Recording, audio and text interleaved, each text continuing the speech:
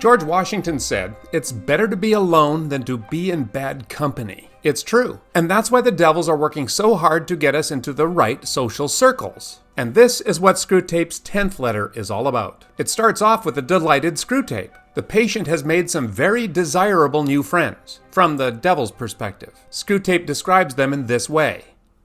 Rich, smart, superficially intellectual, and brightly skeptical about everything in the world. I gather they are even vaguely pacifist. Not on moral grounds, but on an ingrained habit of belittling anything that concerns the great masses of their fellow men, and from a dash of purely fashionable and literary communism. This is excellent. There's nothing wrong with being rich or smart, but coupled with that superficial intellect and bright skepticism, well, we are now dealing with something a little more dangerous. Intelligence and skepticism can be used to seek the truth, but they can also be used simply as a device to present ourselves as superior to everyone else. Screwtape wonders about the degree to which the patient has committed to these new friendships.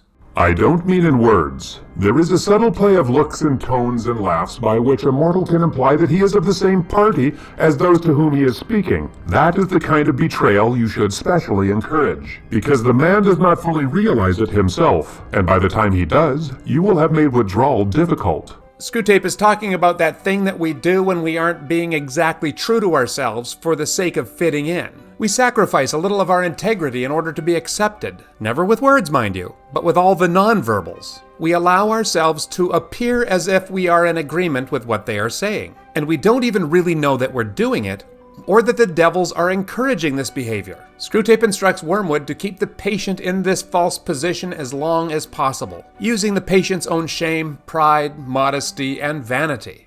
He will be silent when he ought to speak, and laugh when he ought to be silent. He will assume, at first only by his manner, but presently by his words, all sorts of cynical and skeptical attitudes which are not really his. But if you play him well, they may become his. All mortals tend to turn into the thing that they are pretending to be. This is elementary. So here's another theme that we see in these letters. Human beings will turn into the thing that they are pretending to be. If you want to become more generous, act with generosity. If you are acting snooty and aloof, you will become so. This is why habits and rituals are so important. But God doesn't just sit by in these situations. Screwtape warns of a counterattack. Sooner or later, however, the real nature of his new friends must become clear to him, and then your tactics must depend on the patient's intelligence. If he is a big enough fool, you can get him to realize the character of his friends only while they are absent. Their presence can be made to sweep away all criticism. If this succeeds, he can be induced to live,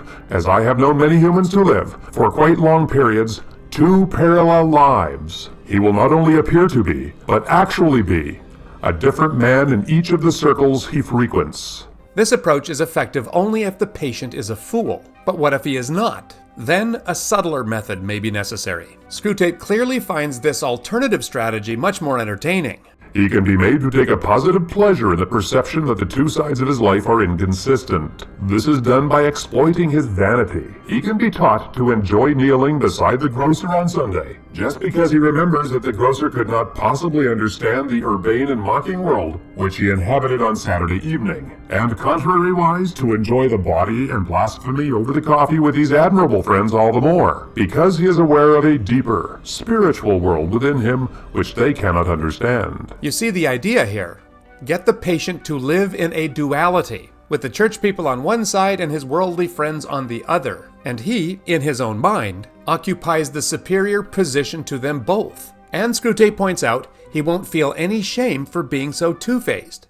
He will feel, instead of shame, a continual undercurrent of self-satisfaction. Finally, if all else fails, you can persuade him, in defiance of conscience, to continue the new acquaintance on the grounds that he is, in some unspecified way, doing these people good by the mere fact of drinking their cocktails and laughing at their jokes, and that to cease to do so would be priggish, intolerant, and of course, puritanical. Can you see again how much the devils use jargon to get around actual thought? Before he closes this letter, Screwtape points out the ancillary benefits of this friendship. Induce the patient to spend more time with these friends than he really should, at the expense of his work and his mother. In this way, the pressures of work might build, and the mother will get jealous and snipe at him more and more. and this will increase the domestic tensions. So the moral of this story is that we better be pretty careful in our friendships, because the demons can make much use out of the bad ones. Thank you, and we'll see you next time.